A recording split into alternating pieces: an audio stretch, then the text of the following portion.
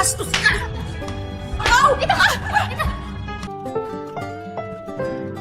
Ang susunod na programa ay rated PG. Ito ay nangangailangan ng patnubay at gabay ng magulang para sa mga batang manonood.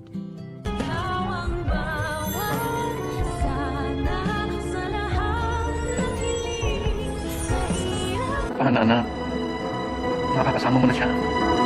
Sa tuluyan niyang pagkakaroon ng malay ni Lolo Pepe ay meron siyang matinding pasabog kay Giselle na labis namang ipagtataka ni Giselle kung sino ang tinutukoy ng kanyang papa na makakasama na nito. Na alam naman talaga natin kung sino ang tinutukoy ng matanda at ito'y walang iba nga kundi ang anak ni Giselle na akala niya ay patay na. Mas intense pa po ang magiging kaganapan sa pagitan ng mag-inang Giselle at Justin. Dahil sa muli nilang paghaharap ay hahanapin ni Giselle si Justin at sasabihan ba naman ito at pagbibintangan na baka ito ang mastermind sa pagdukot kay Lolo Pepe na agad naman ikapipikon ni Justin. Sabay sagot niya sa kanyang nanay na kung meron daw siyang pagtatangkaan ng buhay dito ay walang iba kundi si Giselle. Kaya naman si Giselle ay gulat na gulat dahil hindi niya naman akalain na masasagot siya ng gano'n ng babaeng ito na hindi niya naman kilala. At ang pakilala nga lang ni Lolo Pepe sa kanya ay isang kaibigan. Kaya naman hindi na mapipigilan ni Giselle ang sampalin si Justin. Pero hindi din naman papatalo si Justin at masasampal niya din ang babaeng pinamigay siya sa ibang tao. At makikilala na nga din natin ang guardian ni Justin na walang iba kundi si Tonton Gutierrez. At kung paano niya mababago ang buhay ni Giselle ay ang dapat natin abangan. Samantala, mukhang lumalala na talaga ang sitwasyon ni Lynette